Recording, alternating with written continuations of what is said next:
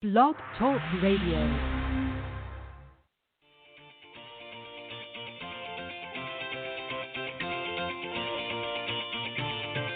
Good evening and welcome to Golf Talk Live. I'm your host, Ted Odorico, broadcasting live every Thursday, 6 to 8 p.m. Central from Panama City Beach, Florida, home of the world's most beautiful beaches.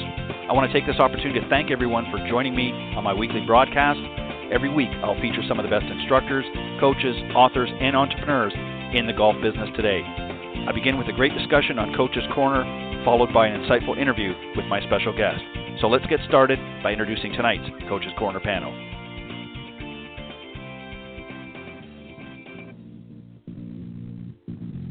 All right, good evening, everybody, and welcome to Golf Talk Live. I'm your host, Ted Odorico, and we've got a great show for you tonight. I'm going to introduce you to the Coach's Corner panel, which will be starting things off here in just a moment. And then a little bit later on, I'm going to be joined by my very special guest, Tom Cox. He is the founder and CEO of golfballs.com. He'll be coming on in the second half of the show, so we'll introduce him a little bit later on. But just a couple of quick announcements I want to make before I introduce the panel. And we're actually still waiting for one more to join us, but hopefully she'll chime in here in a moment or two. But a lot of exciting news certainly happening in my world. And as most of you know that follow me on social media, that recently and within the last couple of weeks, my company, iGolf Sports Network, has purchased Golf Tips magazine. In fact, it was finalized on the 6th of March, so it's fairly recent. I'm really excited about that, and I'm going to tell you a little bit more in just a moment. But basically what this is going to mean for subscribers is obviously a renewed promise to provide subscribers the highest quality of print and digital content within the golf industry. I know that you've all enjoyed a long period of including many instructional tips and articles within the pages of Golf Tips, and I certainly am going to do my best to continue that commitment and more. And for Golf Tips magazine, this is really going to help me bridge the gap between my weekly podcast, Golf Talk Live, and the Women of Golf Show, which airs on Tuesdays, and my new premium live stream broadcast and media production company, iGolf Sports. And Golf Tips is going to be headed out. Their head office will be based in Panama City Beach, Florida, along with me. So I'm very excited about doing that. And I'm going to basically just a couple of things I want to say very quickly about the magazine. I know the most recent issue has gone out within probably about the last month, and there is more than likely going to be a slight delay just given what's going on right now in the world with the coronavirus. There probably will be a slight delay in the next issue coming out. I will keep everybody updated. In fact, I'm going to probably put an update through all social media and onto Golf Tips magazine website, a little bit more detail about that. So don't panic. Lots of good stuff coming your way. So I hope you'll stay tuned.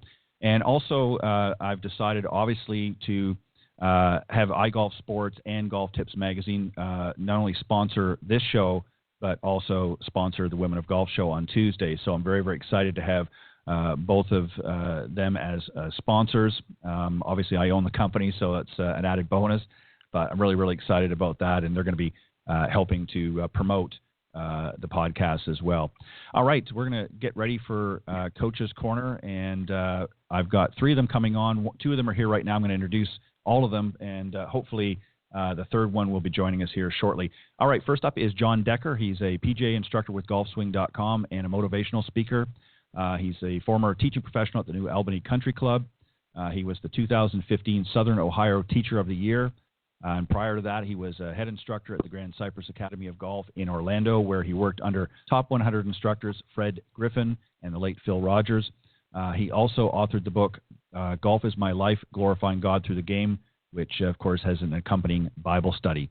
Also on the panel is Jamie Leno Zimron. She's an instructor, body worker, and consultant. She's also an Aikido 6th degree black belt. She's a Class A LPGA teacher professional, corporate and conference speaker, executive trainer and coach. And she's also a speaker for Vistage International and TEC Canada, which is the executive committee. Also rounding out the panel is Sue Eager. She is a #1 best-selling international author of Golf, The Last 6 Inches, Change Your Brain, Change Your Game. She is also a motivational speaker and peak performance coach. and a 24-year-plus LPGA Class A golf professional and owner of Uyghur Consultant LLC. So please welcome right now John and Jamie. Guys, welcome to the show.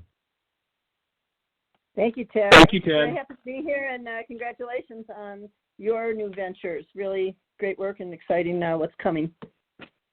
I appreciate it very much. Thank you, guys.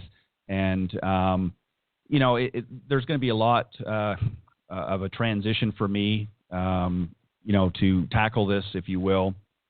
But I'm very, very excited about it. I know that they've been around. Golf Tips Magazine has been around. This is actually, I think it's 32nd year. So I'm really, really excited to sort of carry on that tradition. And I'm going to be certainly bringing a lot of the same, insight, if you will, to and including many of the great teacher professionals. But I'm going to be adding many, many more.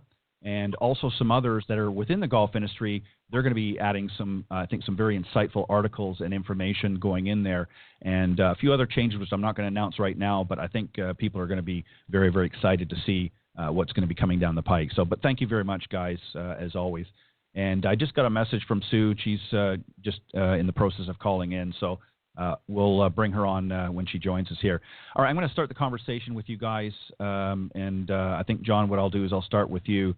And, one of the things that we often hear is, we hear about beginning golfers, people just first started getting in, and, we hear about the pros and the more advanced golfers, but we don't really hear a lot about intermediate golfers and sort of the folks that are sort of crammed somewhere in between. And what I thought I would do is talk a little bit about some trends, if you will, that we see between the group of them. Beginning, intermediate, advanced, and pro, and sort of get your thoughts and input as to how our beginning and intermediate golfers could maybe take a cue from some of the more advanced. So one of the things that we see in the industry is what we would call a warm-up before playing around. And, this day and age with so many, John, with so many people really strained for time, most of our beginning golfers very seldomly ever warm up before they play. They pretty much just show up, and they might be lucky if they hit a couple of balls or a few putts on the putting surface. Our intermediate golfers, maybe they might warm up for a few minutes, but our advanced and pro advanced players usually do warm up for maybe 20, 30 minutes, and their pros, of course, as we know, are always warming up before they play around. So talk a little bit about really what particularly the beginning and more so the intermediate golfers that want to sort of move to that next level and get to be a more advanced player, what they need to do and what cues they can take from some of the pros that warm up. Well, Ted, I think this is a great way to start out the show, and especially the season with everyone. We're early on in the golfing season. I want to congratulate you as well with the with the acquisition of Golf Tips Magazine. I know you're going to do a great job, and Jamie and Sue, when she comes on, I'm looking forward to being with you on the show tonight. The intermediate golfer and the one that you were describing as someone, it seems they're kind of stuck in their handicap. It's like they're a 18 to 22 handicap for 10 years, and they just never seem to get any better. And one thing that all great players do is they do warm up. And I think if you look at a tour player when they get to an event, one of the first things they're going to do when they get to the actual golf course, or even before they get to the golf course, depending on whether they have a morning or afternoon tee time, is they're going to physically warm their body up. And that they're going to either get on a treadmill, they're going to do some sort of aerobic activity, walk around this block, do whatever to get their heart rate up, to get a sweat going. And I think that's very important because you do want to warm your body temperature up. You're going to swing the golf club a lot better if your muscles are warm. So that's one of the first things I recommend to the average golfer who doesn't have, an hour to warm up. If you maybe only have 15 minutes before your round, start by taking a walk, doing something to get your heart rate up. And then obviously there's a lot of great swing devices. I think the Orange Whip is one of the best ones I've seen. And you can swing that, at home before you get to the golf course, or you can swing that in the parking lot, or you can swing that on the driving range tee. You can swing it really anywhere. You're not actually hitting a ball with it. You're not hitting the ground, but it's a great way to loosen up the muscles. And then you always want to start out with small shots first. And small shots are, I'm talking chip shots and putts, and then work your way up to the driver. Don't pull the driver out first. Resist that temptation, because if you start out and you get out of the car and you're coming straight from the office and you start swinging the driver first, you're likely to injure yourself, and then you're not going to have any fun at all. So you want to warm up the body muscles however you can, and then obviously small shots to the full shots. And that's what really I think all the great players do.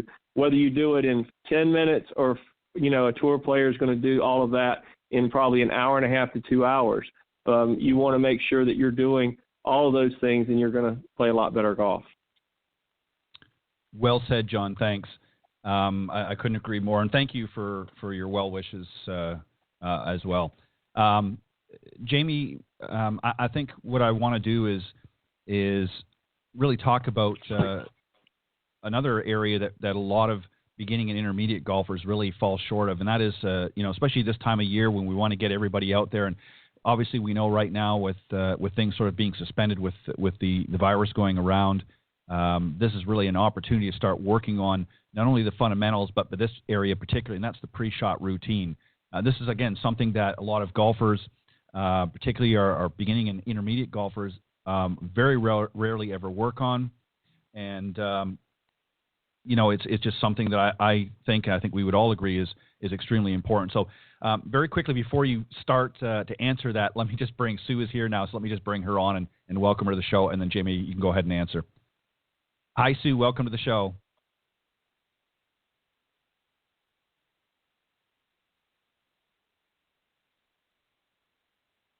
Hi, Sue. Hello there. Hi, welcome, Sue. Oh, hi, Sue. Okay, good. I just wanted to make sure I got you there. Okay, so hang on for a second, Sue. Jamie, go ahead. Well, first of all, welcome, Sue. Nice to have a friend on here. Well, Ted, actually, I'm going to maybe refer back a little bit to the previous question as well. And I know Sue's probably got some things to say about the pre-shot routine. But what I want to talk about is preparation in general, and including fitness, because fitness is indeed very important. And something that I've done, I've developed this over the last 20 years. I've got some DVDs. They're available online and all. But what they have to do with is what I call make your golf club your health club. And there's some exercises, fitness exercises, that are called BLISS. And BLISS is an acronym for balance, lengthen, integrate, stretch, strengthen. So for me, one of the chief differences between really great golfers and pros and amateurs is balance.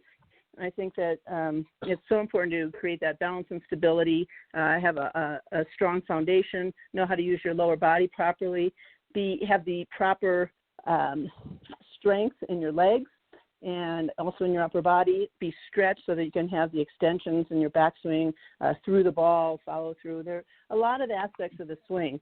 And along with the fitness part of the exercises, I built in what I call swing patterning, because this is also something that helps, that differentiates beginning, intermediate, and pro golfers, or really advanced golfers, and that is their ability to have a consistent golf swing, one that they can count on, and that they've grooved in, and they've grooved it in over time. So I've developed, along with or built in really to the fitness exercises, is what I call swing patterning your backswing, your downswing impact motion, your follow through. And these exercises can be done inside at home, outside in your yard, at the park, obviously on the driving range and the golf course, because this ability to have proper positions, proper transitions, proper setup, these are essentials. And I think that intermediate golfers can move off of that plateau where so many get stuck for a long time and aren't able to, drop their handicaps more, really make the improvements they're looking for. I think that some of the keys do lie in fitness and in developing that repetitive, consistent, proper swing motion. And it's really possible to do that. One of the problems is that people your average golfer doesn't get out to the golf course enough, and right now we're all pretty much stuck at home, and not completely, right. but a lot.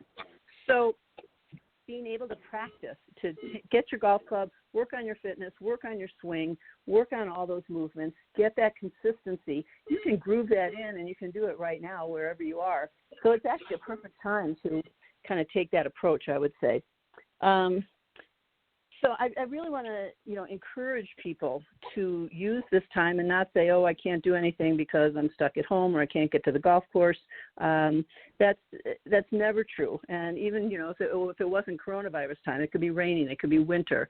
But doing these kinds of exercises, getting that golf club in your hand, moving your body, working on the aspects of your swing, and really developing the kind of strength, foundation, and in terms of moving towards the pre-shot routine, it's so important to develop focus, to have control from your mind to your body, to know what your body parts are doing, and to build that mind-body focus and connection, because that's what you're going to take when you into your pre-shot routine, and then when you're actually standing at the ball making your swing. I agree 100%. Some great points that you made, Jamie. Sue, one of the problems, as Jamie pointed out right now, of course, with all that's going on in the world, it's certainly difficult for some, maybe not for all, but maybe to make it out in the golf course, and they're kind of stuck at home. But when we do get back out in sort of full swing, if you will, no pun intended, another area that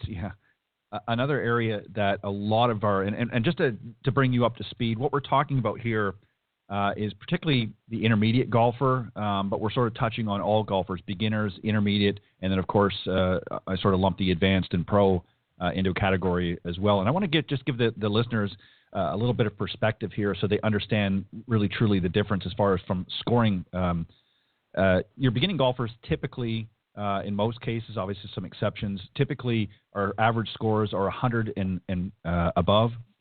Intermediates can range anywhere from about 85 to 100, and that doesn't mean that they can't occasionally shoot lower or certainly higher, but that's generally, sort of an industry average. Our more advanced players, before we get to the professional level, are somewhere in the 70 to 85 range that obviously are playing fairly consistently. And, of course, our professional golfers tend to consistently, in most cases, and that doesn't mean they don't have some bad rounds along the way, but they're averaging pretty much below 70. So they're breaking par on a pretty regular basis. One of the reasons they do that, and many of our beginners and intermediates don't, is they know how far they hit each club, particularly their irons. Talk a little bit about that, and if you want to add some points about pre-shot routine and also warm-up as well, you're more than welcome to chime in there. But I also want you to talk a little bit about really understanding the distance and how important that is to understand the distance, how far you hit each club, why it's important, because a lot of people don't really understand that, especially our beginner and intermediate golfers. Sue? Yeah, I think, and especially beginners, the difficulty with beginners is the consistency with the distance. Sometimes they come to us and they say that, I'm hitting all the clubs the same distance, or I'm hitting this club, but I can't hit this club, and that kind of stuff. And that's the struggle, for a lot of beginners to figuring out what the distance really is, because the consistency on the club face isn't happening as consistent as they'd like. And then as they get a little bit better. And I think that's why, when they go out to the driving range or doing some practicing, that, they get some type of feedback and some type of reinforcement from either a coach or an instructor, so that they don't beat themselves up too much, mentally, to understand that, okay, it's going to be a process. And, yeah, I think in regards to intermediates, I think players, a lot of them don't know how far they hit things, or, they might play different golf courses. But I think it's really important that, they find some type of a measurement tool and they start tracking some of that, whether or not it's on the scorecard or whether or not they're on their cell phone or something like that, so that they can come up with some type of average. I mean, I know a lot of people are looking at TrackMan and saying, well, I can go to a place that has TrackMan and show me distances and things like that. But I think there's no better place than on the golf course, because of the conditions that change on a daily basis. So I think that understanding, how far you hit clubs are really important because as we all know that when you're standing over a golf ball, if you're not confident or if you're not sure of what you're going to be doing, usually the outcome isn't what we get, isn't a good outcome, I should say.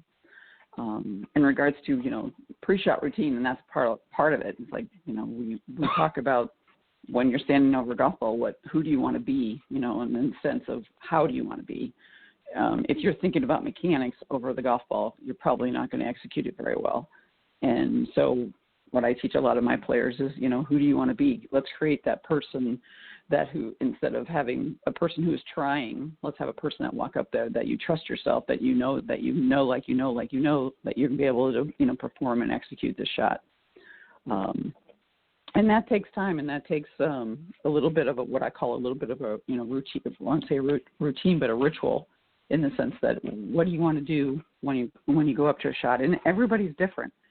And I know that, with a lot of studies that people have done, especially Vision 54 and a lot of the other TPIs and other people that have done a lot of the research, we know that once people are getting ready to hit a shot, they've got to go ahead and execute it within 6 to 8 seconds. Otherwise, their brain is going to start just exploding with different thoughts about either, okay, well, what if? And it's usually the what if is usually a negative, not a what if positive. So pre-shot routine is really important. So that's my opinion in regards to that. I hope I clarified that. No, you did a great job. Thank you, as always. John, the other side of the coin, if you will, is, in addition to knowing the distance that we're hitting clubs, is understanding the yardage to specific targets for each shot. That's, just as important. I mean, it's great to know that you're hitting, let's say your 7-iron, you're hitting 150 yards on average. But if you don't know the distance to a specific target, whether, it be advancing the ball up to the fairway to a specific target or even approach on the green, that's another area that we have to focus on as well. And this is something, again, that our beginners and our intermediate golfers rarely do. So talk a little bit about that, understanding the yardages, not just so much how far you're hitting clubs, but understanding yardages as far as our targets and how we sort of put that together in making informed decisions. Well, the first thing that I encourage when I'm working with a student is I want them to know their carry distance. That's the most important part, especially when you're talking about your irons, because I see a lot of people who hit balls and their ball may go 100 yards, but when it hits the ground, it rolls 30 or 40 yards. Well, they're not hitting a very playable trajectory. That's not a shot that's going to do well when you hit into the greens. You're not going to be able to attack a pin or go at a pin if your ball is hitting and releasing like that. So obviously there's something that that needs to be worked on in their fundamentals to get them more of a playable trajectory. So I want them to know when they're hitting a shot. And what I recommend that you do is when you're out there on the golf course, and I think that's the best place to measure all this stuff. The TrackMan and the indoor stuff is great for a ballpark, but the real world is what really matters, is when you get out there on the golf course. And when you hit a shot, what you need to do is mark off the yardage from where you are to your ball mark. If your ball hits the green, you want to find your ball mark. So the next time that you hit a shot and you see a ball mark, try to figure out the distance, from where you're hitting from to that ball mark. That's one of the first things that's important, because, you cannot count roll in when you're factoring, because a lot of times when you're hitting into greens, you can't, and you're going over a lake or something like that, you can't say, well, I normally hit my 7-iron 150 yards if you're hitting shots that are only carrying 120 yards.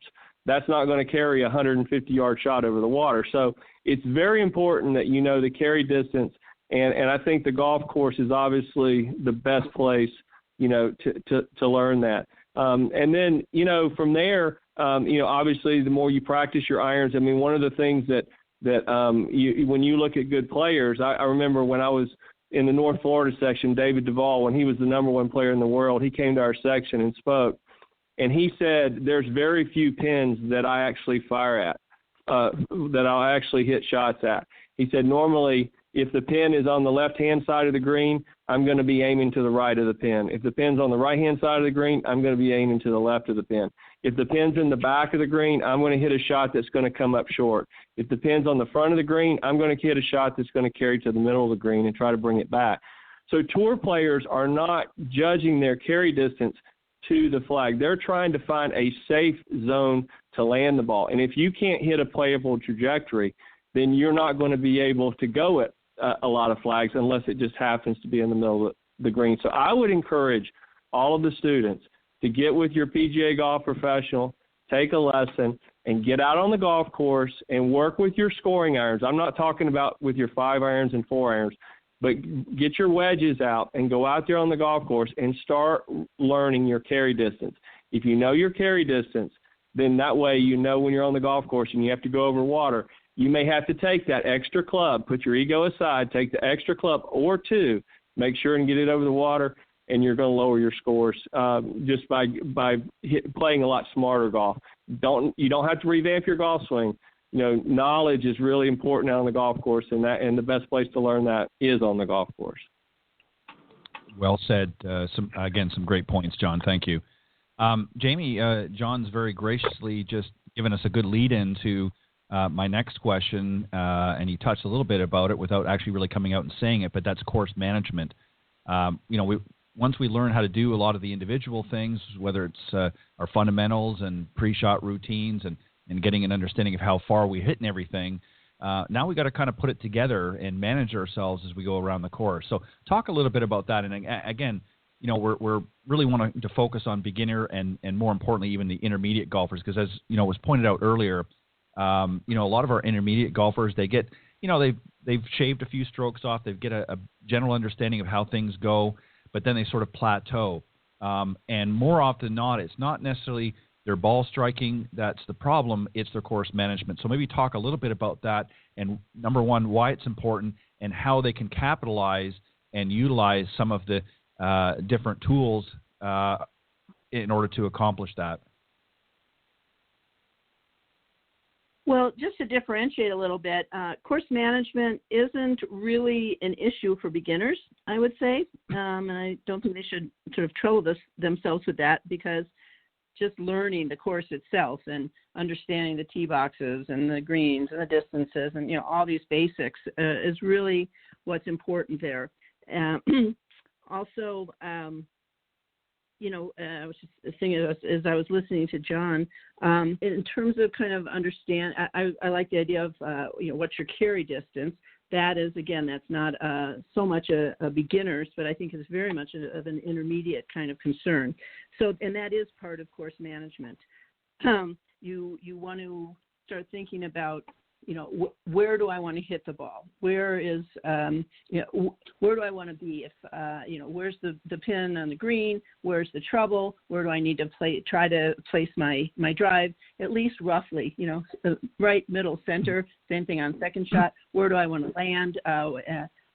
Am I comfortable with a 60-yard shot to the green, or would I rather leave the ball at 80 yards or 100 yards or even 40 yards? These kinds of things. A person needs to get to know themselves, but also, I think, to get to know their shots. So intermediate players many times are actually still working a lot on their shots, on their shot making. But I think it's the sort of the mental attitude there. It's also understanding that you want to think about where do you want to place the ball, where's a good miss. And I also really love to do what I call troubleshot schools. And that is to put people in a position where they're maybe in a bad lie or in long grass, or they've got to hit a shot kind of low under the trees. Because when you get into a difficult position, particularly as a kind of intermediate player, a place that you often lose shots is in these sort of trouble positions that physically it may be more difficult to make the shot, but mentally they get knocked out of their comfort zone and start to get anxious or afraid of that shot, losing confidence. So I think that that there's a physical skills part of course management, and then there's also the mental part of that. And the physical part is to be able to have enough shots in your repertoire and enough ways to think about where do you want to leave the ball, what happens if you get into trouble, do you feel confident that you have that shot in your bag, that you can get back into play, that you can recover well, that you can keep that you get good at disaster management and keeping those big blow-up holes or blow-up numbers down. So I think that it's a combination of just really continuing to solidify your actual skills, build the ability to hit different kinds of shots from different kinds of places, and then how you think about how you're playing each hole. And then the mental part of how am I playing this hole and how am I going to handle if I get into a situation that's going to unnerve me. So as you know, Ted, I teach a lot about being centered, how we can calm our stress reactions, our biochemistry that starts to create sweaty palms and nervousness and shakiness, and all of a sudden it affects our breathing, so that all of a sudden we can't make even the swings that we know we have just because we've sort of lost our mental balance and our emotional balance. So, these are part of the course management as well. I don't think you can separate mind management from course management, and also the physical abilities, which has to do with, of course, taking some good lessons and doing some practice so that you do create that kind of physical ability and confidence. Some great points. Well said, Jamie. Sue, we always hear about the short game. And, if you watch the pros, they're almost always, certainly a very high percentage getting up and down, if you will, if they miss the greens. Tiger, I use him as an example because he has really been throughout his career. And, there's been some shaky seasons along the way, but for the most part, he's been really superb from tee to green. And really it's his short game that has really kept him in a situation on each hole to avoid, that dreaded bogey or double bogey that we often see with many of our higher handicap players. So maybe just talk a little bit about the short game and how, again, more so our intermediate golfers who seem to plateau a lot more often. And again, you can certainly talk a little bit about beginning golfers, but particularly our intermediate golfers. What are some of the benefits that they can get, and what are some things that you would suggest to really help hone in and tighten up that short game? Well, I would tell them, in regards to short game, is ask them what's their percentage of score that involves pitching, chipping, and putting. And I think you'd be very surprised that they wouldn't know. I think they'd probably understand that, maybe my putting might be 30% or 40%. And so I run a lot of short game boot camps, and we run like 2 to 3 hours, and we talk about putting, chipping, and pitching and how important it is. And why is it so important? Because it's about, if you total up those strokes of pitching, chipping, and putting, it's about 65% of their score. And when I tell them that, they're like shocked. And so, and to Jamie's point too, is usually short game shots are the most what I want to call struggle shots, but are the ones that are usually players are most confused about. So they don't pay attention to the lie, or maybe they don't have enough wedges. Maybe they're using the wrong club in certain situations. And especially, like Jamie was saying, it's like when you have a difficult lie, what do you do with it? And when the pin is tight, that kind of thing. So, I'm a huge advocate of practicing short game. If somebody only has, if they play 2 to 3 times a month, and they practice 2 to 3 times a month, especially intermediate players, I will ask them, how much time are you spending on your short game in regards to pitching and chipping and, even in putting? And then how are they practicing in the sense? Are they just, dumping a big bucket of balls and say, oh, yeah, I practice my pitching and I just, I hit a shot and then I'll rake a ball and I'll hit a shot. And I'm like, well, no, are you hitting it to different targets? Do you know how to hit a 12-yard pitch shot, or do you know how to hit a 12-yard chip shot, that type of thing? So breaking the practice up again, just, we always say purposeful practice is why are you doing what you're doing?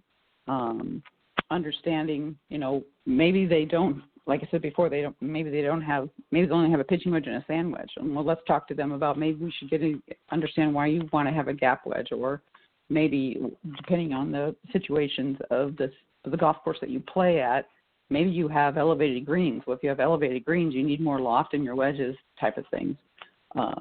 So understanding that if it's 65% of your score, boy, we better be, teaching people how to practice the short game, how to practice different pitches in difficult lies or uphill lies or downhill lies, whatever it may be.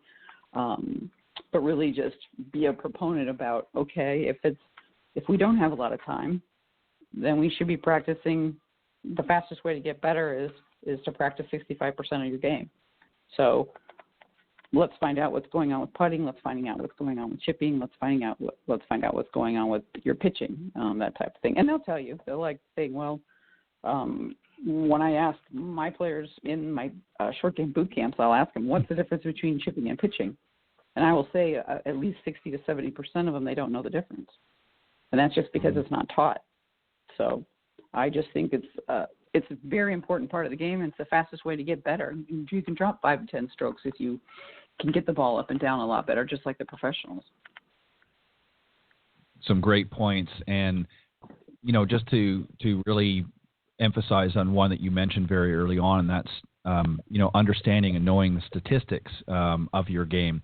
That's a great way to start improving your game right there, is to know by keeping stats what you need to work on. Mm-hmm. How many greens are you hitting in regulation? How many putts per round? How many ups and downs are you making at any given round that you're playing? Pardon me. And having that information pretty much tells you, as you pointed out, whether it's chipping or pitching and what have you, pretty much tells you what you need to work on. Mm-hmm. But as you exactly mentioned, a lot of times we see the old raking the ball across and hitting a shot and raking another one across, and it just, they never improve. And I think the other point that you really mentioned is purposeful practice or practicing with a purpose.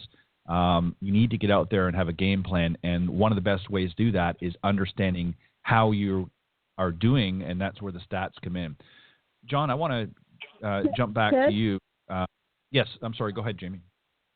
Yeah, I just wanted to, if you don't mind, jump in just for a second on that to underscore the point that Sue's making as, the importance of the short game. And I think, getting people's buy-in on that, certainly giving them the stats and people realize, oh, my God, this is a huge part of my score and what I'm doing on the golf course, for 4 or 5 hours. And the other part is that, if people understand that the motion in short shots is really, I think, the way I teach it, is the kind of microcosmic, the core of the full swing. So if you understand that while you're practicing your short shots, you're actually practicing the core of the full swing. So it's not like they're unrelated. And another thing is that I always, I think about, how Tiger and some greats learn to play, and they actually learn to play from green to tee, not from tee to green. And, we're all born small, right? We're little babies. We got to learn to walk and talk. We go to school, and we grow up. And so I always think of no one popped out of the womb a full adult, but most people want to just grab a driver and work on their full swing, but building it up and also starting your fitness with the short clubs, which is what the tour pros do, so that it's kind of that smaller, that micro to the macrocosm, and the micro being the short game, macro being the full swing and the long game. So I think if we really can get buy-in from our students, and as Sue was saying, help them to focus on that part of the game and realize just how much it has to do with their swinging their driver and all the sort of more glamorous parts of the game. Well said. I couldn't agree more. You're exactly right. I think that people need to understand the correlation between the two, and sometimes they don't understand that, and obviously this is where we need, as professionals, we need to sort of step in and help guide them through that process. John, the question I had for you was kind of to springboard off of what Sue had mentioned about using different clubs. One of the things that's really interesting to me about our higher handicap players and more importantly our intermediate players is, we've all got 14 clubs in the bag, but for some reason a lot of our golfers tend to stick with, maybe half of those, and they don't often utilize and are not creative enough to think, okay, well, instead of hitting a wedge here, maybe I could use my 9-iron, or maybe I could even use a 7-iron in this particular situation. They're not very creative. How can we help students utilize a little bit more? I mean, if we're going to be giving them 14 clubs in their bag, it would make sense to get good use in any given round of all those 14 clubs. Not necessarily going to hit every single one every round, but there may be opportunities that we could utilize more of them than what they currently are. Maybe talk a little bit about that. Well, I think the place the biggest mistake that I see when it comes to the use of the clubs is in the short game, is that people rely on just one club. I had a lady one time, I was doing a clinic, and she said, no, I always use my 7-iron around the green. And I said, well, so I took her and I basically put her in a situation where she had to hit a flop shot over the bunker.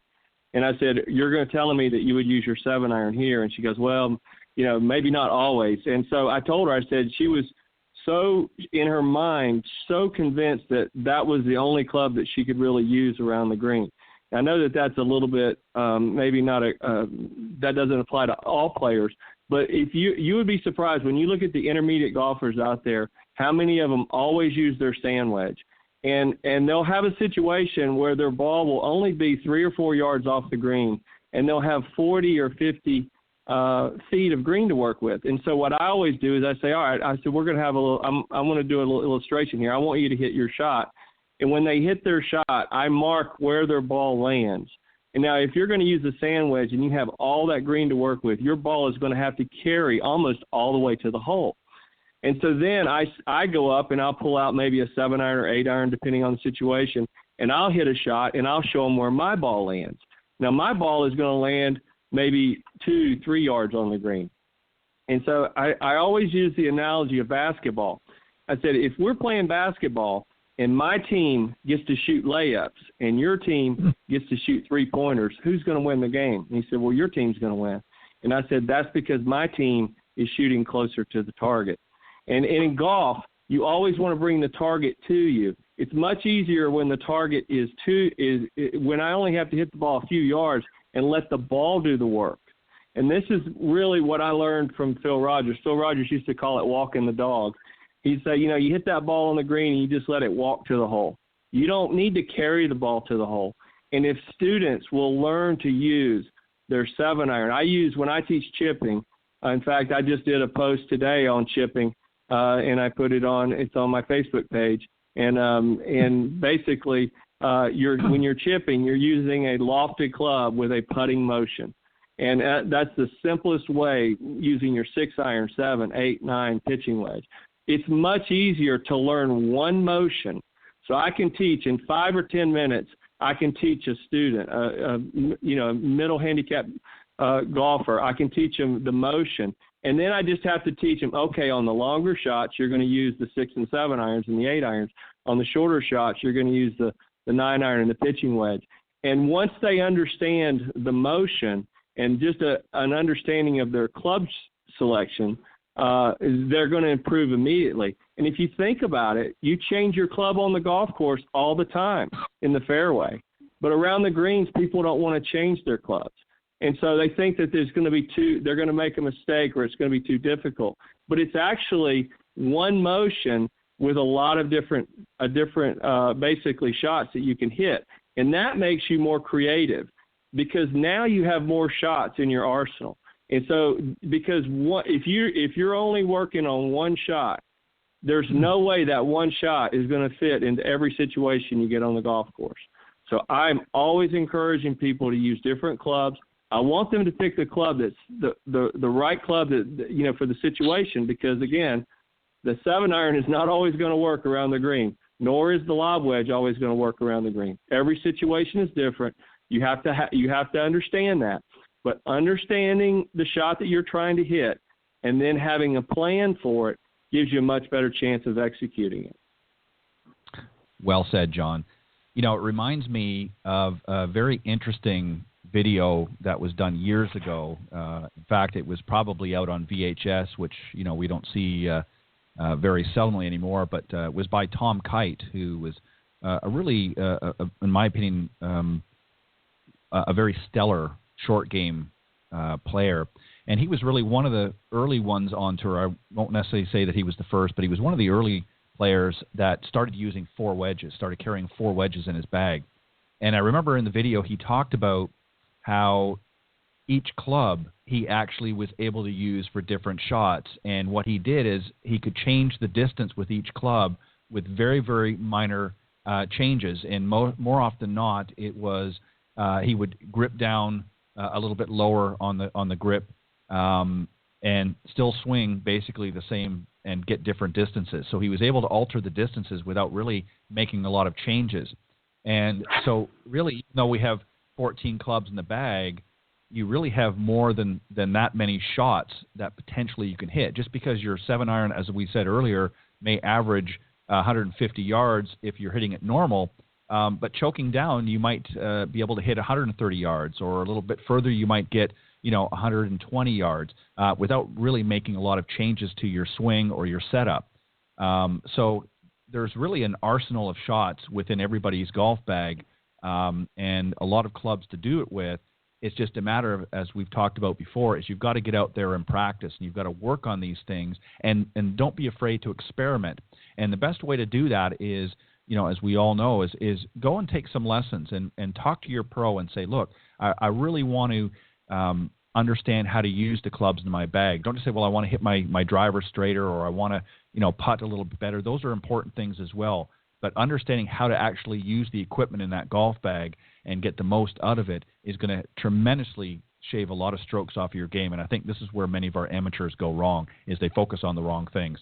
All right, Jamie, we're going to kind of do a little bit of a speed round here for the last couple of questions because we're getting ready close to our time. But I want you, and the last question for you is really talk a little bit about the wind. We get some windy conditions out there. It doesn't really matter where you're playing, whether you're West Coast, East Coast. Wind sometimes comes up. This can be a challenge for even some of the best players out there. Give us some tips on how, for our intermediate or amateur players, how to best handle themselves in a windy condition. The first thing that I think we all need to have in our golf swing, period, is stability, which is a solid base. You've got to, we don't think that the golf swing has a lot of footwork just because we're not running around like on a basketball court or a football field or something, but there is definitely a lot of footwork in terms of being present, having a lot of presence and balance in your feet, knowing you keep that left foot down, how the right foot comes up if you're a righty, vice versa if you're a lefty. So this matter of stability is essential to make centered contact and a consistent swing. When it comes to the wind, stability is really your friend. And if you don't have it, you're going to be pushed around by the wind. What can we say? So, that's the first thing. Stability is also very important when you're looking at uphill and downhill lies, this sort of thing. Also, making consistent contact. So I would say probably the most important thing is to be able to find your balance, find your stability, keep a lot of presence and strength in the legs, work on some of your leg muscles. Again, the golf swing, for me, I think should be built from the ground up. So, you're already ahead of the game when it comes to playing in the wind. Then you've got to look at, of course, which way is the wind blowing. So the classic is to, toss a couple blades of grass up in the air and look at, is it, which way do they go? Are they moving to the left? Are they moving to the right? So which way is the wind coming, from what direction? Therefore, where is it likely to affect the ball once you get the ball in the air? Is it going to be pushing it to the left more or pushing it to the right? Is the wind in your face? And we talk about, is it a 1 club, a 2 club, a 3 club wind? It's interesting. There's some, as I'm thinking throughout this hour, as we're talking about some of the differences between beginner, intermediate, and advanced players. There's so many things that more advanced players just take for granted. I mean, they're obviously thinking about which way is the wind blowing, and how do I need to hit a 5-iron here instead of my 6 or 7 because the wind's in my face, or vice versa, drop that down. The wind's at my back, so I don't need as much club. The wind's going to give it some help. But beginner players, they need to hear about this, and intermediate players really need to start to get comfortable with those kinds of considerations. And a lot of times we need to help them to think about those things and to learn how their distances are affected, how they can keep their stability so that, they aren't pushed around by the wind. And again, it's always a matter of getting comfortable, getting out in those conditions, playing in them, being okay in your mind. A lot of times we have a mindset of like, uh-oh, it's windy. I can't hit this shot. I can't play in the wind. I'm not comfortable, or I don't have enough firepower. But it's just a question of embracing it, saying, hey, I love the wind. It's fine. It's fun. It's different. And then knowing the effects of the force of the wind, which direction it's coming from, how's that going to affect your swing, and how's that going to affect your ball flight. Well said. Great answer, Jamie. Sue, another area that a lot of our, particularly our intermediate and amateur golfers struggle with, and as we know, we're not always going to be faced with perfect lies out on the golf course. We don't have that nice flat surface for every shot. Sometimes we get on a downhill or a side hill or a little of both. So our uneven lies are an area that many golfers struggle with. Even the pros sometimes have difficulties depending on the severity of the slope.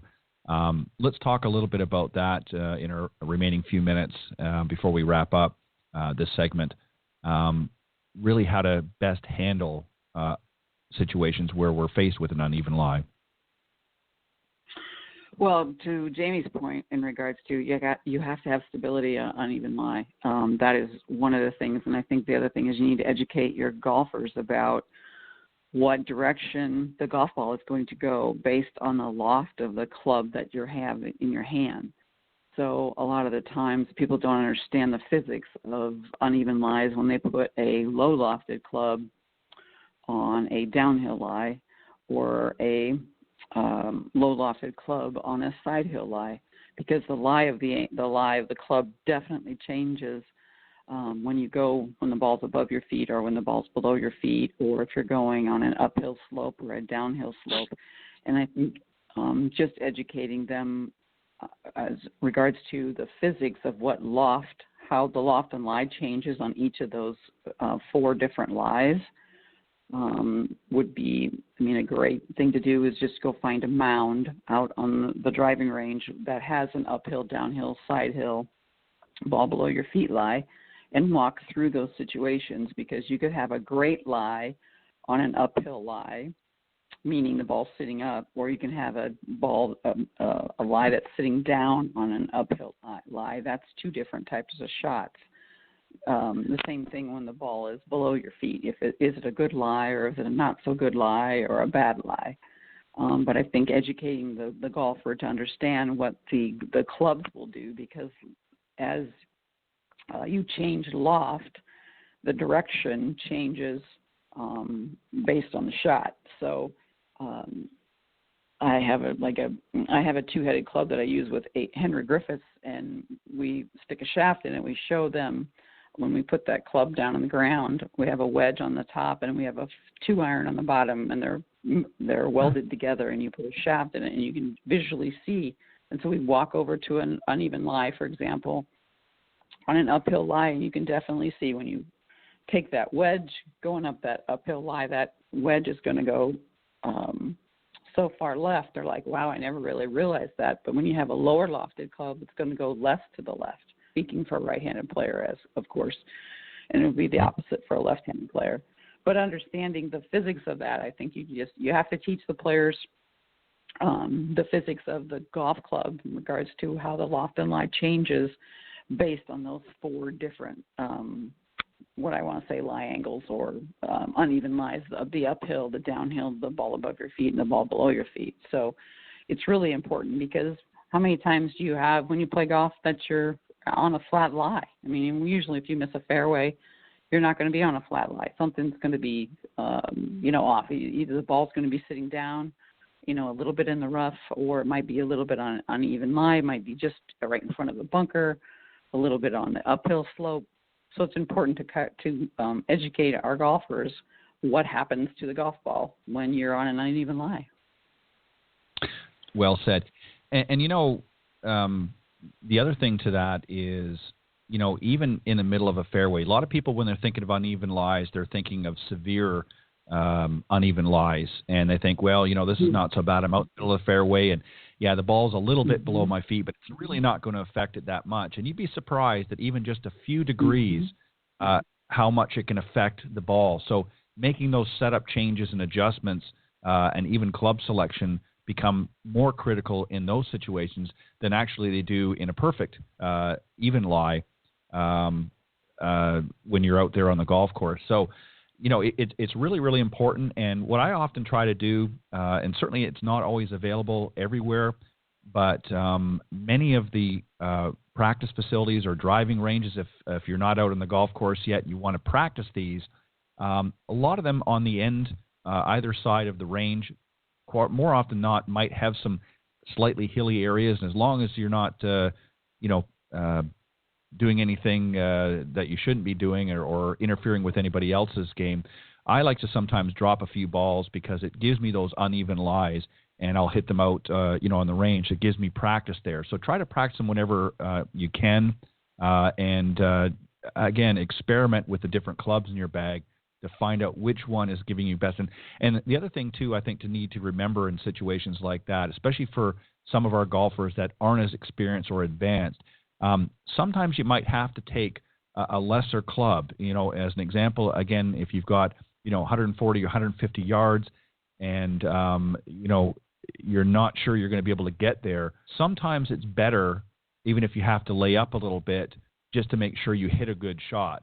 So if you're trying to do the hero shot and you're trying to go for it and you're not really experienced hitting off an uneven lie, sometimes it's just to advance it a little bit further up, give yourself a better opportunity with a flatter, easier lie, and pitch it up on the green from there. And you might lose a stroke, but sometimes it can be a lot worse. So you have to use your head sometimes, your noggin. That's where course management comes in. All right, guys, well, I want to thank you very much for doing a fantastic job tonight in Coach's Corner, as always. I know you guys do. And I'm really looking forward to the season. I think we're going to do a lot of great things on the show. We're going to really start pushing the boundaries a little bit with some different discussions, and I really appreciate it. So I'm going to give each of you a quick opportunity here just to let the folks know if they can't get out and work with you directly because of our current situation. I know that all of you have different ways of communicating online and so forth to help them with their game. So, John, if you want to go first, then Jamie, then Sue. Well, thanks again, Ted and Jamie and Sue. I really enjoyed tonight's show. For the listeners out there, if you want to go to golfswing.com/John Decker, and I spell my first name Jon, John Decker. I have over 300 videos on the golfswing.com website. I'm on Facebook under John Decker Golf Instruction, Instagram, Twitter, LinkedIn, and YouTube. I have about 200 videos on YouTube. I'm also on a podcast with Dr. Angelica Napolitano, and the name of the podcast is Golf Swing RX, the prescription for your game. And wherever you download your podcast, you can listen to that. And then my book, Golf is My Life, Glorifying God Through the Game, can be found on Barnes & Noble and Amazon websites. And if you're interested in starting a Bible study, or if you're interested in me as a public speaker or coming and doing a clinic at your facility, I can come to your facility and do any of those things. But again, Ted, thank you, and Jamie and Sue, I hope you have a great season. Thank you very much, John. Jamie, go ahead. How can the listeners reach out and get in touch with you? Well, the most direct way is my website, which is kiaigolf.com, KIAI golf.com, and I'm launching a new website. It will be out there pretty soon. It's called thecenteredway.com. But if you go to kiaigolf.com, it will take you to a lot of the kinds of trainings and speaking that I do. we have just digitized my Ki Golf instructional series, so that will be available, I believe, within even a few days or a week. So that'll be available and at a discounted price right now. A lot of the golf fitness and swing patterning people can do at home, ideas that they need for their golf swing. So, people can also message me or send me through Facebook. My Facebook page, of course, is the Ki Way and Ki Golf, or Jamie Leno Zimron. I also do the old-fashioned way. I am happy to field phone calls. I love to talk to folks, so that's 760-492-GOLF. And I also want to invite everybody to a webinar I'll be doing for the LPGA. It's April 27th, at 2 o'clock Eastern Time, 11 a.m. California time, and the webinar is it's called Where Business Meets the Green, and it's all about using golf as a business tool. So that's going to be for professionals as well as anybody interested in business people, and it's being sponsored by the LPGA. So invite everybody to join in that. And I do Skype lessons as well. Perfect time to work on mental game, also the fitness aspect of your swing and grooving in a consistent and great tour-based swing. Perfect. Jamie, very quickly, let me just back up a sec. Where can they go to find out more about the webinar that's coming up in April? Where should they go, be directed to find that? Well, if you wouldn't mind, we can certainly post it on your page. I'll be posting it on my both of my pages on Facebook, also on LinkedIn, and anybody could easily give me a call, drop me an email, Jamie, Jamie, at kiagolf.com, kiagolf.com, and I'm happy to send that out. But we'll be posting it as well, and so that it'll be easy to find that. Okay. By all means, post it on my pages as well. Sue, go ahead. Yeah, you can find me at SueWiegerGolf.com. It's SueWieger.com. You can find my number one international best-selling book called Golf, The Last 6 Inches, How to Change Your Brain, Change Your Game, on Amazon. And I'm out in Scottsdale, but yeah, I do a lot of short game and mental trainings, and I do travel the country as far as guest speaking and mental golf training programs, so they can reach me there. And my phone number is 480-392-6563. Perfect. Well, guys, thank you again for doing a great job tonight on the Coach's Corner panel. I look forward to you coming back in a few more weeks and round 2, if you will. So thank you very much, guys, and have a great weekend coming up, and stay safe. Thank you. Thank you. Thank you, everybody. Take care, everybody. Stay safe and practice at home. All right. That was John Decker, Jamie Leno Zimron, and Sue Wieger on the Coach's Corner panel tonight. We got a great guest coming up here. I'm going to introduce him. We just ran a minute or two over time, so we will try to speed things along here to catch up. My special guest tonight is Tom Cox. He's the founder and CEO of golfballs.com. He's a former country club manager turned internet entrepreneur back in 1995. Tom has been involved in launching and helping to start businesses for over 25 years, married to his lovely wife, Susan, and who's also an entrepreneur, and father of Thomas, a 2-year-old. So I'm sure that's got some challenges. We'll ask him about that when he comes on. As I mentioned, he's the founder and CEO of golfballs.com, which is a business he co-founded in 1995 and notably was one of the first e-commerce businesses in golf. Golfballs.com has been named by Inc. magazine to the Inc. 5,000 list of the fastest growing companies in America 8 times. That's accomplished that. He's also the co-founder and volunteer president of Opportunity Machine, a business accelerator. Tom is also a limited partner in Tectonic Ventures, a venture capital fund focused on technology companies with high growth potential. He's also a former member of the editorial board of Internet Retailer magazine and has been a feature speaker at its World Conference on topics like social media and employee recruiting.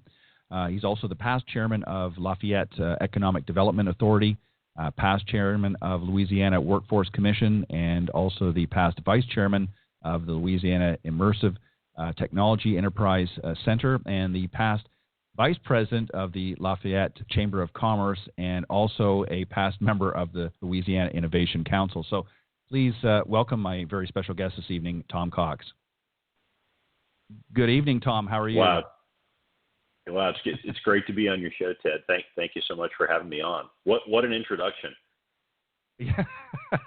Well, you've got quite a laundry list of accolades there. So I wanted to, particularly we're going to talk about some of them obviously as we go along, but I wanted to give the listeners an opportunity to let them just a little bit more. I mean, I know you're right now, golfballs.com is sort of in the forefront, but you've done a lot of great work behind the scenes that maybe some of the folks may not be privy to. So I wanted to make sure we got all of that out. But thank you very much, Tom, for joining me tonight, and I'm really looking forward to it. You bet. Happy to be on. So let's sort of get over the elephant in the room, if you will. Obviously, there's a lot going on around the world right now with the virus and that.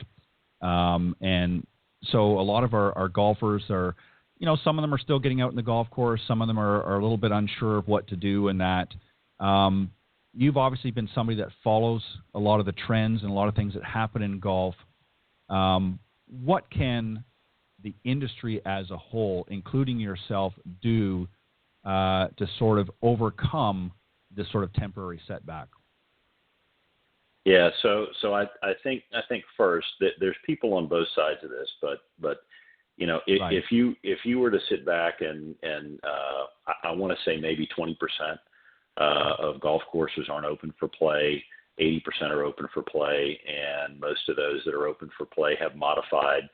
I think about how I play on the weekends, right? And I go, if I either had my own cart and it was clean, or if I walked, it would probably be the safest place for me to be, besides my own home, right? And I'm again, there's certainly people on both sides of that, but fortunately for the golf industry and all of us that are excited about the game, there is still access in many places throughout the country, right? And so I think the PGA of America and maybe some other organizations have come out with a list of recommendations for golf courses to follow to make play as safe as possible for golfers. Yeah, and I think also too, Tom, and you know this, being an entrepreneur. I mean, many not only golf courses but PGA and LPGA pros that teach. Have created some very innovative ways to get those lessons out there if they can't see people in person. Obviously, ideally we want to get them out on the golf course. We want to help them, work through their game. But sometimes when that's not possible for a number of reasons, not just what's currently going on, but just for scheduling and timing, many have turned to some great social media platforms, if you will, to get those messages out and to have that interaction, whether it be Skype or other forums. So that's something too that during this particular moment of time that those in the golf profession that want to continue on can really utilize it at this point. Would you agree with that? Yeah, I certainly agree with that. I think to the extent that instruction can be provided at a distance, and whether that distance is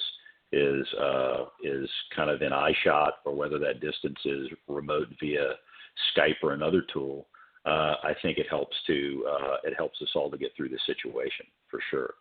Right. I can give you So for my business, from kind of a 10,000, we have really two parts of our business. We have our direct to consumer business, which has been pretty robust. It's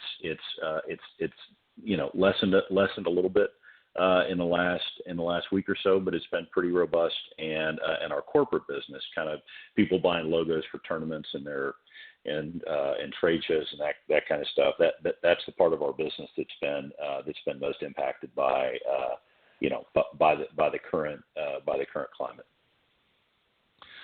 So let's talk a little bit for those that maybe are not familiar with golfballs.com. Just walk us through a little bit. Tell us a little bit about the company and a little bit about its history, how it sort of came about. Yeah, so in the 90s, I was a young country club manager, and had this idea to, computers were my hobby, golf was my business, and in one week, I serendipitously had a meeting with guys that dive in the ponds to look to pull balls out to sell to the club. And that same week, I had a meeting with a web developer to build a website for the country club that I was managing, because I kind of felt like that would be a nice way to drive weddings and other activities at the club. And I came up with the idea to start selling golf balls on the internet, right? Just like this. This was 1995, and over time, we started off selling used golf balls, and then quickly transitioned to kind of a full line of new products, and then customized products. So really, our market position, if you think about, we say it enough on Golf Channel and all whenever we run commercials, or if you go to the website, we try to own the position of the world leader in customized golf balls. So if you like alignment aids on your golf, I'm kind of fast forwarding a bit, but if you like customized golf products, alignment aids on your golf balls, photos, funny messages, in particular, kind of this whole game improvement alignment, that we've got a lot of different solutions for people that like to buy customized golf products. Yeah, and I would agree. Obviously, I'm more familiar than maybe some of our listeners with your organization, sure. And you definitely are a world leader in golf customization.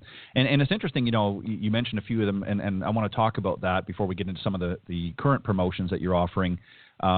What are some of the popular trends? I mean, you mentioned a few with alignment markings and so forth. What are some of the more popular that you're finding with, let's start with consumers as opposed to corporate right now?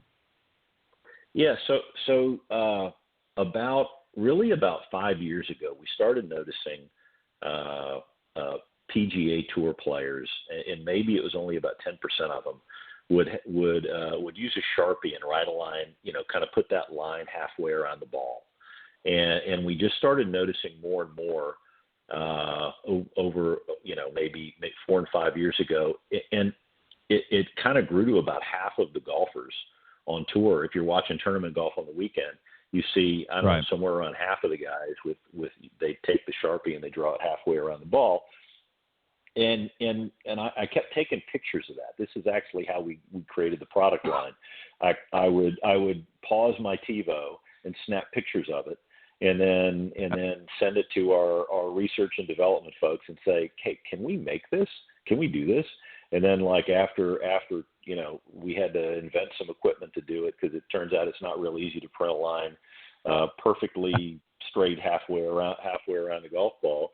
We launched a product line called the Line XL, which mimics that, but it's a heck of a lot better than using a Sharpie. And then we launched a product line last year where we added personalization inside the line, and that's really been a huge part of our business, consumer business lately, because it's like you have kind of the benefits of the full blown, tournament caliber alignment aid, but at the same time you get some type of a personalized message or your name or some type of a unique marking on it. So it's a pretty cool product line.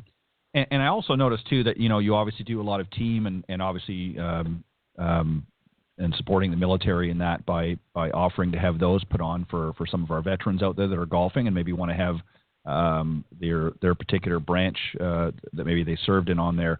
Obviously, those are very popular teams and so forth, having those on. Yeah, you bet they are. Late last year, we started a partnership with a company called Team Golf. They've got a really big book of licenses in a lot of different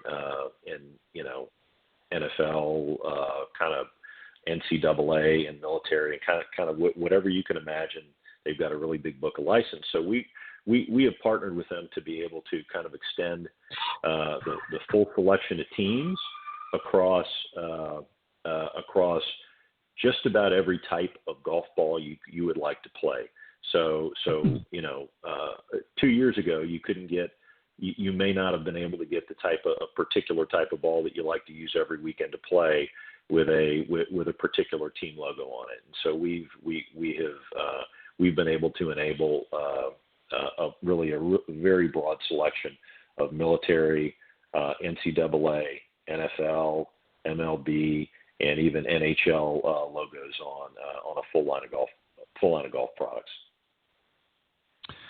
Well, and it's a great way to tie in a lot of other sports. There's obviously golfers are not just exclusive to golf. They enjoy watching whether it be football or baseball or hockey or what have you. You're right. And they want to be able to support their their other favorite organizations. And again, as I mentioned, if they're military or maybe have family members that serve in the military, they might want to show that. So that's very obviously popular as well.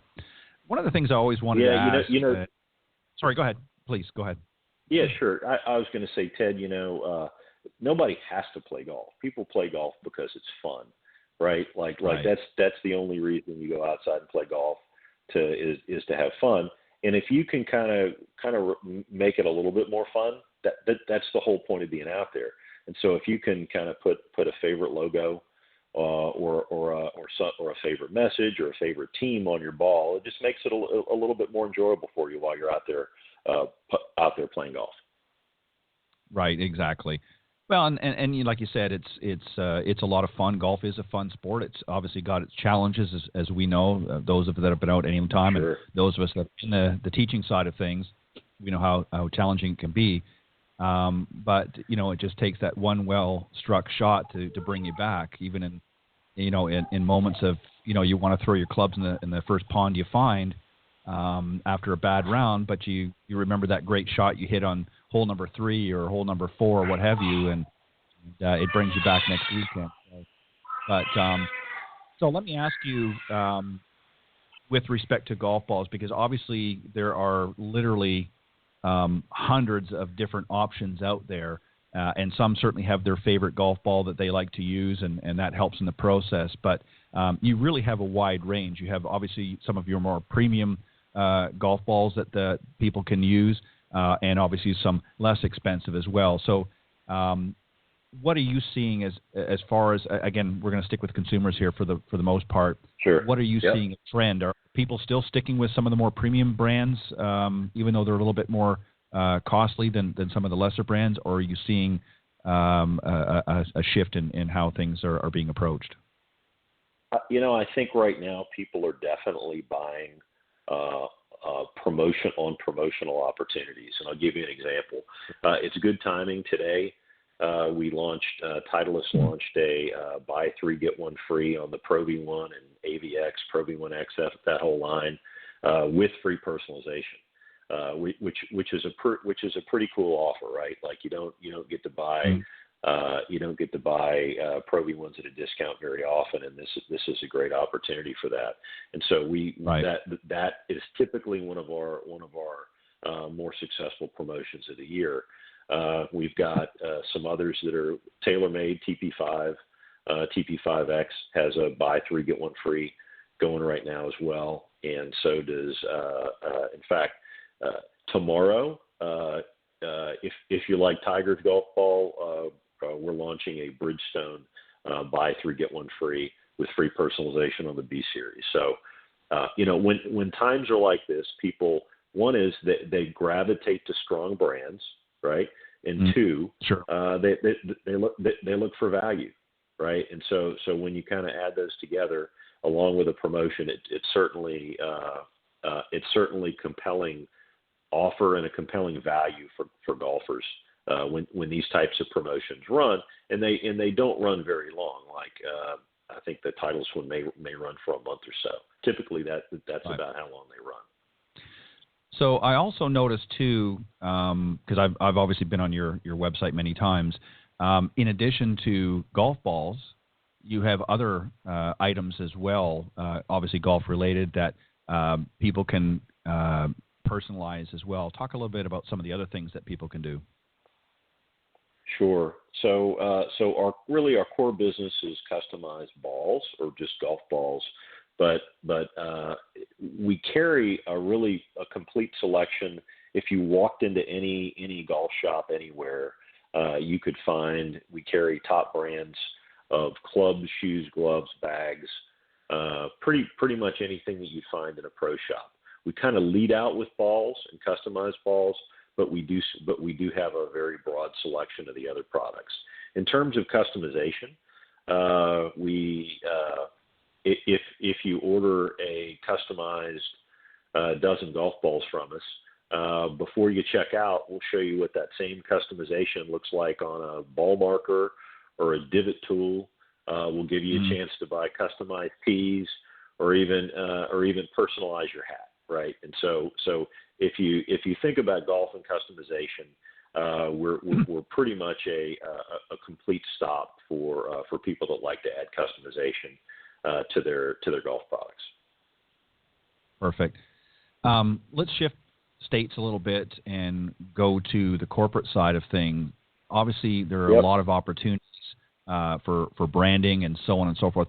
Why don't you touch on to some of the things for maybe those business owners that are listening out there that have thought about, we want to do something to really help with our corporate brand. Golfballs.com can maybe help them a little bit. Talk about some of those ideas. Sure. So that's about a third of our business. We have a team of about 10 people that actively work with accounts to help them find the right products that they're looking for to help their brand image. And so if you think about, like, I would imagine most of your listeners have played in golf tournaments or played in Monday golf tournaments or played in Pro-Ams.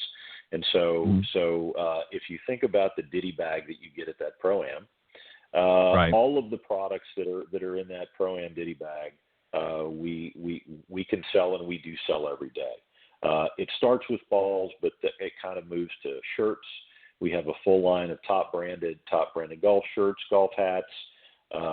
We can do backpacks. I think we did a big order the other day for a corporate event with a whole bunch of Titleist backpacks. They're very cool. You send a message to everyone participating in the event when you provide something like that. So pretty much anything with a golf brand that you would imagine at a golf tournament is the type of product that we would provide. Those same buyers that are buying for a golf tournament often make the same purchase for their company for trade show use. So anything that could be used at a trade show, even along the lines of promotional products, those are still the same type. We still carry a full selection of those types of products. So let's, again, keeping on with some of our corporate types out there, let's say, as an example, they've got a corporate event. They're going to have a corporate tournament coming up a little bit later on in the season, maybe midsummer, and they want to put together one of these bags for some of their partners and so on and their guests. How much lead time? Obviously, let's say they have a full-size tournament, 144 players going to be playing in the event, and obviously you probably want some extras too for other guests and that. How much lead time typically do you require, let's say, for argument's sake, if they were going to have a tournament mid-June, June 15th as an example? Sure. So every company has some differentiators that makes them kind of stand out from the competition. Because we produce everything that we sell, or almost everything that we sell in-house, we customize it. We have embroidery in-house. We have several different types of printing in-house. We have lots of different types of decoration. We do even have vinyl, kind of a vinyl heat seal process.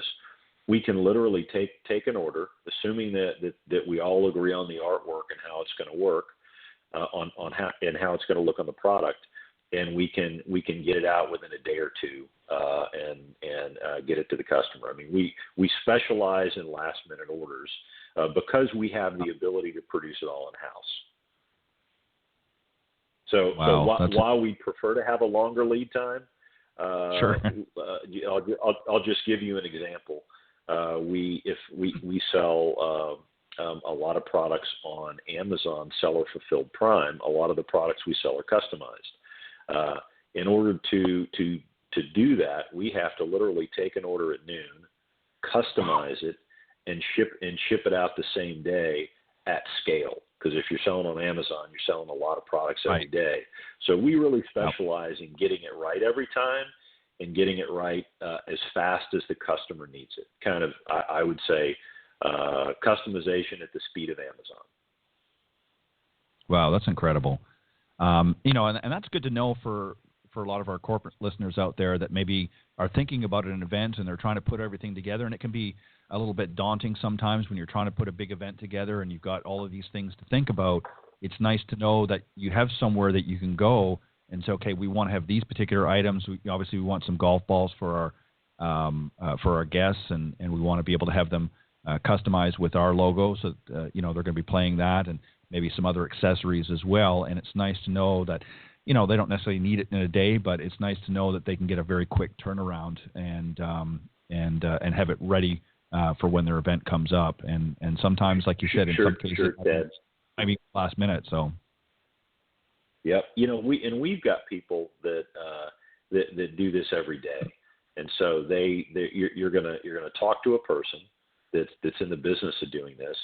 They're going to walk you through the process. They're going to help you find the right product, and they're going to make sure that it gets to you the way you want it when and at least in time for your event. Right, get it to you when you want it. We've got one of our corporate sales reps.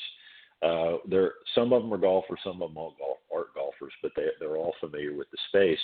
One of them runs a big, a pretty substantial golf league. So if you want to know anything about running a golf tournament, whether how to run a golf tournament, we've got people that can help you with your event, not just sell your product, but help you with your event. Right. Yeah, and that's equally important as well, because especially for companies that maybe have not had a lot of experience in running a tournament, this might actually be their first season. As I said, there's a lot of different components to it. It's not just arranging to get the course and the times and all that, and getting people signed up for the event and that, but it's getting all of the other things. So it's nice that they can come to you and have basically somebody walk them through the process, because obviously they're not very familiar with it at this point, and that's important. It's not just a quick turnaround, but it's also really the customer service and helping them. I think that's fantastic, and that's again as I mentioned. Go ahead. No, I'm sorry. I was going to say we also specialize in really low minimums. So like if you're a very small business, but you want to get something with your business logo on it, we can offer a quantity as low as 1 dozen golf balls, right? So you don't have to order 24 dozen to check out your business logo on a golf ball or other products. Most of our products have a minimum order of 6 golf balls. It's a minimum of 1 dozen.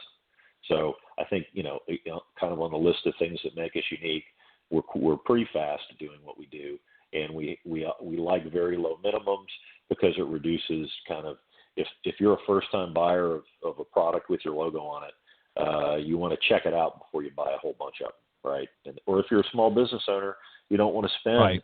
You don't want to buy 2 years worth of golf balls or 2 years worth of products in one shot. You want to buy what you're going to need for the next month. Yeah, exactly. And that you've got to work it into the budget and so forth. And that's really important to know, Tom, because I think that for whether it be a consumer or a small business owner that is working on with limited budgets, you want to have these items to be able to enhance your business and maybe offer as giveaways or things like that for promotional purposes. But you don't want to be, especially a new business, you don't want to be breaking the bank and having to make large commitments. And that's a great feature for you guys to be able to offer that to again, not only consumers but small business owners. I think that's fantastic. And as I was about to say earlier, that's why you're a world leader in this business. I want to shift gears just a little bit, and I'm more than happy to come back and talk more about golfballs.com. But you've also had other experience, as you mentioned. You were a former country club manager, and you were also a director on the Corn Ferry Tour, which is obviously previously the Nike Tour. Talk a little bit about that experience there. This was obviously before you put together golfballs.com. Yeah, so all of that. So when I was going to college, I got started in the club management business just by chance, by luck, and when I graduated, I decided to stay and be in club management. Along the way, I had an opportunity to be a co-director of back then it was Nike. So if your audience was around, I'd ask for a show of hands who remembers the Ben Hogan tour and the Nike tour and the Web.com tour. You know, going back that far. I'm dating myself because all of this predates golfballs.com, so it has to be the early 90s.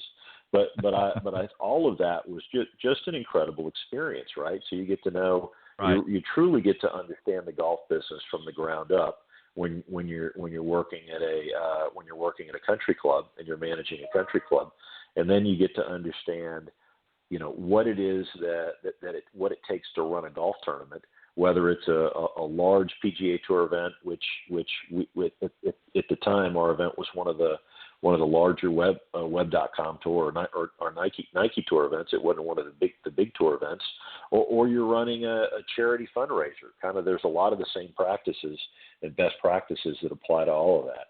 And I kind of feel like it was my background, you know, in both of those areas that helped me in the early years of developing golfballs.com. The fact that I had some real deal golf business experience before starting golfballs.com. You know, all businesses have challenges, and so it's kind of, you draw on your experience, and I just had a lot of industry experience in entering this brand new space called e-commerce. It's not brand new anymore, but in 1995 it was the Wild West, and it was brand new. You know, and it's an interesting point too that you bring up, because you know, there's a lot of you know, a lot of people might look at that and say, you know, before you started golfballs.com, there was obviously a need for that type of product to be able to, and service to be able to provide. And, you know, you got to see it firsthand by working in the industry in a different capacity and say, hey, you know what, here's an opportunity I think that would serve the industry very, very well, and serve businesses very well. And, you know, obviously you were able to go out and accomplish that by starting golfballs.com. But again, it was your access to the golf business that really helped you to sort of get those early years of experience under your belt and identify need. You're right. I've got a funny story with that. So around the time that I started the business, to this day, my dad has never used a computer. He has a flip phone. If that helps put this in perspective. Right. He asked me. He said, "Why would anybody go online to buy golf balls when you can go to the store and get golf balls?" And so it's like today it seems kind of silly, but it's the right question that we always ask ourselves. Why does somebody come to us when they have so many different choices to buy product? And so that's really driven our whole business strategy over the years. We have to differentiate and sell products that consumers love, that's not readily accessible at other places. And so that kind of leads us down the road of all the different game improvement alignment aids and different types of customizations that we offer on products. I make fun of my dad a lot over that. He really doesn't care, but I make fun of him a lot about it. But the truth is, it's the right question to ask, right? Why will somebody come to you and not go somewhere else? That's ultimately the question that every business has to ask. Sure. Yeah. Well, I can honestly say that I remember all of the above. I remember all of the tours right back from the Ben Hogan tour. So I'm dating myself. And I wasn't that long ago. I had a flip phone. So, and I'm probably, it won't be too much longer. I'll have to go back to a flip phone, I'm sure, if technology keeps changing. But only kidding. But yeah, I remember. Pardon me. I remember that as well. You know, it's interesting because there's really so many things that you can do with golfballs.com. You know, that I'm sure each day as more and more opportunities present itself, and as you see different trends and changes in the industry, I'm sure that sparks some interest in your mind and in your staff's mind to say, you know, hey, here's another need that we're starting to see, or another trend that's happening, and here's another opportunity to maybe add that to to our product line. Do you look at what's going on in the tour? You mentioned earlier about some of the training aids that have come out of it with when the pros drawing on the golf balls, and that was obviously gave you an idea. Is that something that you frequently look to in the industry for more ideas to expand your business model? Yeah, you can count on us to launch a new product line like that every year or two. It's kind of it's how we do things differently than the rest of the world. So we've been printing alignment aids on golf balls for about 15 years. We started doing it. We started doing it at the request of a good friend of mine, Morris Miller. He's on my board of directors, and he kind of scratched out something on a piece of paper, and he wanted his initials inside of a line. And so, yeah, we can do that. It'll be hard, but we can do that. And then we did it, and then we said, "Ooh, wait a minute, this is pretty cool. Let's see if we can do this at scale." So we launched a product line 15 years ago called we call it ID Align, because you had your identification inside the alignment aid. It wasn't like the full, the half print all the way around, but it was still a pretty cool alignment aid. We always listen to our customers, and when they say, "Hey, can you do this?" We see if it's practical. We see if it's something that we could do. And in the case of the Align XL, we actually had to invent equipment or create equipment that wasn't made in order to be able to print that product line. It seems kind of silly to say it's really hard to print a line halfway around the ball with a name in the middle of it. Right. It seems kind of silly to say that. It's really hard to do that, because of the dimples and the distance of printing. And so I think we're on our third iteration of our printing units to be able to continuously improve the end product for our customers on that. But the ideas come from friends. They come from the tour. They come from blogs. If it's practical, if it's something that we think that we can do at scale, and it's something that we think that our customers will like, we'll certainly give it a try. It took us 2 years of kind of taking pictures of this alignment aid that all the golfers were putting on their balls to go from, man, we really need to do this, to having a piece of equipment that it will allow us to print that at scale. Yeah, and you're always, I think as an entrepreneur, you're always looking for ways and not just to expand your company, obviously, but you're looking at ways to sort of open that creativity.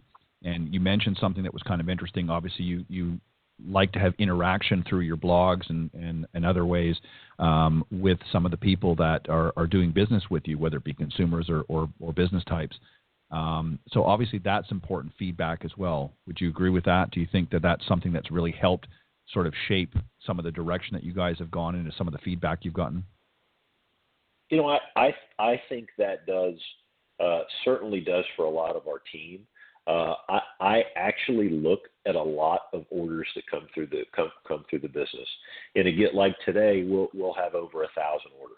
I'm embarrassed to say that I probably looked at 150 of them. I probably looked at 150 of them, and I kind of feel like on one hand, that seems like a really silly use of your time, Tom. Right? What a silly use of your time. Right. On the other hand, it helps me better understand what our customers are thinking. Right? Like, what are they putting on golf balls? What are they putting in the comments? What are they asking about?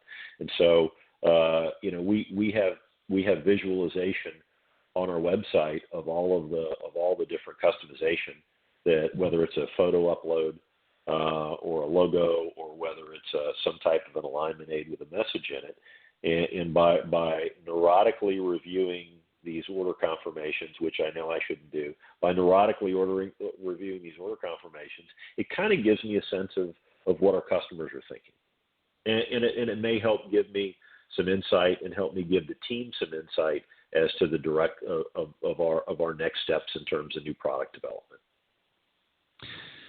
Yeah, and as you pointed out, being, in charge of your company, you do need to know what's coming in and what's going out, and to really understand your customers. So I don't find it unusual that you're going through, on average, let's say, or even today, 150 orders, because you're right. You have to get a perspective of what your customers are interested in, because otherwise, if you're not doing that, if you're not really paying attention to the direction that they're going, and you just keep doing the same thing, then there's going to come a point in time where it comes to a grinding halt, and the orders are going to stop coming in because people are going to say, well, you know what, I really want this, and they're not doing it, and they seem to be just going in one direction.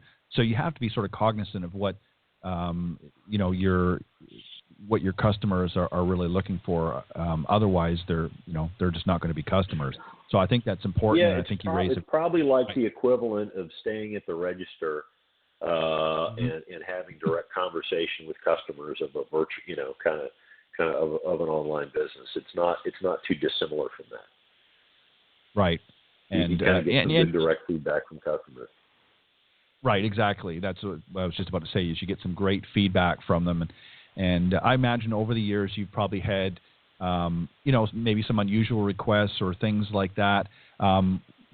Does it happen very often where there are some things that you just can't do, like it's just impossible to do, or you haven't been able to find a way? And when and if that does happen, does that create more of a challenge for you to say, you know what, we're going to figure out a way to try to do this? I've got a friend of mine that has asked me to come up with a way to take any drawing you want and map it over the outside of the entire golf ball. Like, that's going to be really hard to do. I don't know how. I'm not quite. If we're going to do a dozen at a time, that'll really be hard. I will tell you some of the challenges that we have. Just kind of, they're kind of funny. Is that you can't imagine what people will want printed on golf balls, and so I can imagine. We are all about the First Amendment, but we are also all about our manufacturer. We are a converter account, an official printer for every manufacturer. So there's limitations to what we can print, and sometimes customers get really creative with either images they upload or messaging that they have on a golf ball. And most of the time, it doesn't happen very often, but sometimes our customer service rep will have to give them a call and say, hey, can we use this word instead of that word? Or, hey, I really need a different photo because we just can't print this. Right. Yeah, enough said. I think I can imagine. Yeah. And it's interesting. Again, it goes to your earlier point. You want people to have fun and make it a great experience and to be able to kind of play with it a little bit. But obviously you have to have limitations in that. And and I think it's one of the things I guess one of the final questions I want to ask you is, as technology, just to sort of play off what we were just talking about with some of the challenges that you might be faced with logistically getting things done. As technology changes in the industry, and I'm not talking about golf industry, but in some of the tools that you're using to produce the end outcome, is that helping to alleviate some of the challenges that you've been faced with? And how often do some of those changes come? I mean, with computers as an example, it's changing almost on a daily basis. Do you foresee in the next 5-10 years a lot of some of those challenges that maybe you once were faced with becoming easier to handle as technology changes? So we always invent and reinvent the equipment that we use to print things, and we develop all of our own software that drives our processes.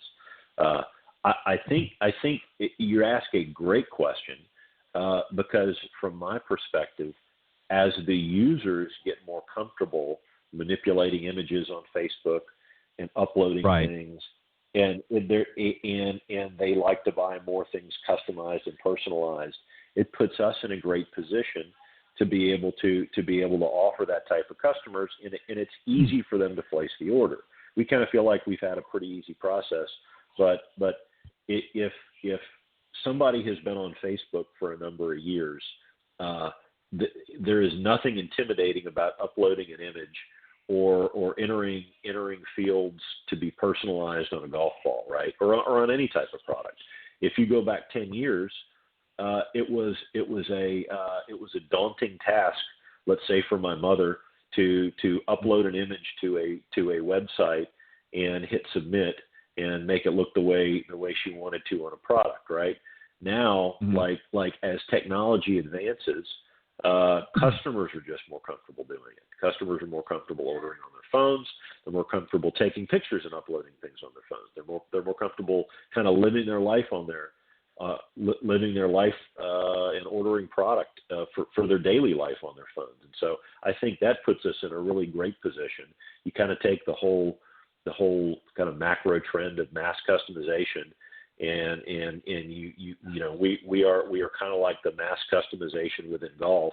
And I think technology is enabling everybody to easily order mass customized products. Fantastic. Well, you know, it doesn't surprise me any longer, you know, when we see technology and how it's advanced. I mean, I can remember even just things like social media, you know, even 5 years ago. Now there's things that you can do and ways of tracking, whether it be, you know, customers and things like that, so much easier now. And it's just a matter of time, really, where we're going to see another big shift in that technology. And, you know, some of those steps and some of those processes that have happened in the past are going to be, some of them are going to be eliminated or sped up because of the technology. And it's just going to get that much easier, as you said, for not only you guys, but also for the customers as well. As we wrap up, Tom, I want to give you an opportunity to really speak out to those that are listening to the show that maybe have never had the benefit of using or going to golfballs.com, just really how simple the process is and the best way to reach out to have something that, you know, maybe some golf balls that they're thinking about getting ready for the season as we gear up for a new golf season here in the United States. So what's the best way to reach out and what's the best way to get things started? Yeah, so the easiest thing to do is go to golfballs.com. You know, we like to say, why buy blank balls when you can customize for free? So pretty much everything we've got on the site right now is customizable for free. It's a very we've got a lot of great ball promotions.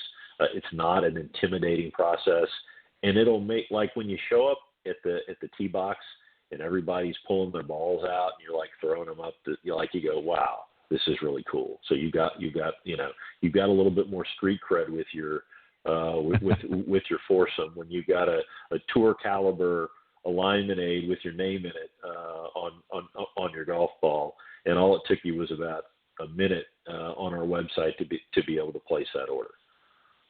Wow, that's fantastic. That's incredible. And they can also, if they have any questions, is there a way that they can communicate, whether it be through your blog or customer service, if they have questions or things like that? I mean, I know the website does answer a lot of it. If they do, is there some way that they can reach out to somebody at golfballs.com to get more information? Sure. Well, I just say that anybody can email me, Tom Cox, TOMCOX @golfballs.com. It's been my address for almost 25 years.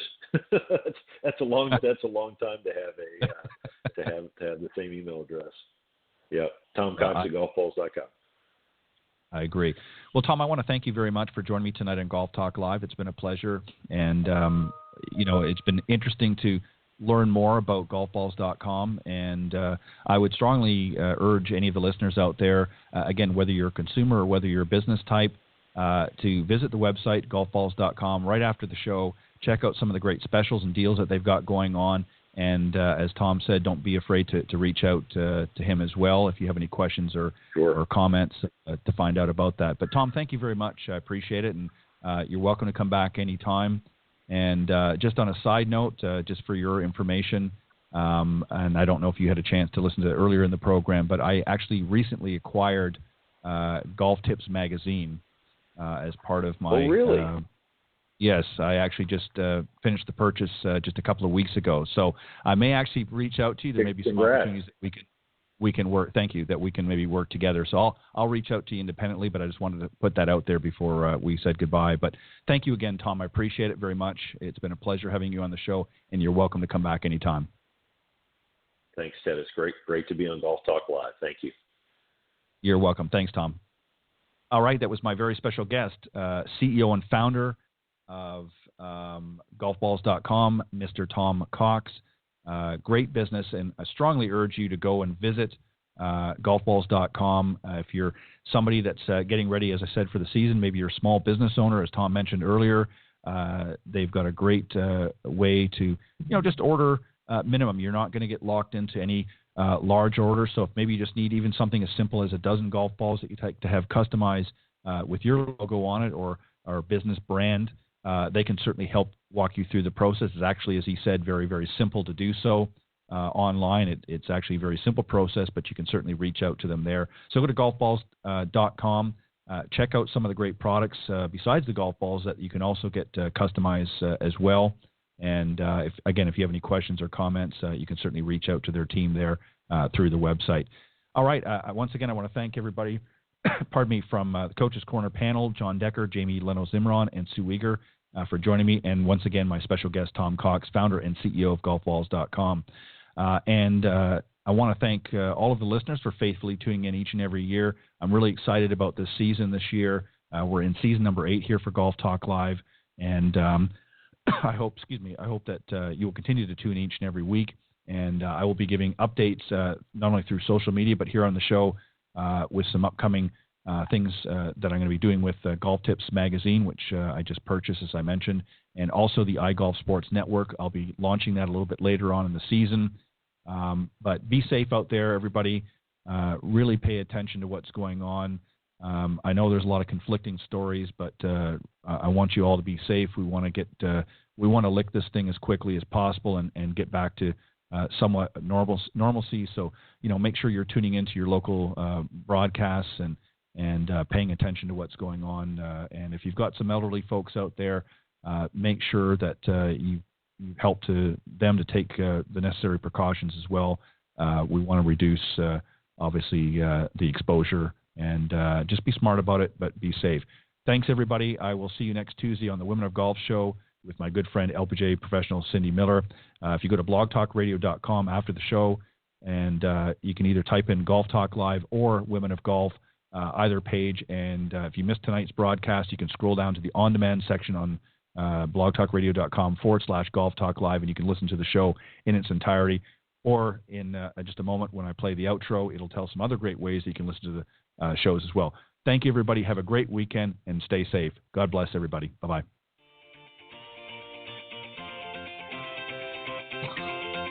Thanks for listening to this evening's broadcast of Golf Talk Live.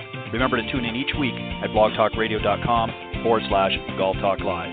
If you can't join us live, check out the on-demand section for previously aired broadcasts, or listen on any of the following social media platforms: iTunes, Stitcher, TuneIn, CastBox, TalkStream Live, and of course, Spotify. To get updates on future shows and upcoming guests, be sure to visit the show's Facebook page, Golf Talk Live Blog. You can also follow me on Twitter at Ted and Buck CEO. Remember to join me live each week for another great broadcast of Golf Talk Live. See you next time.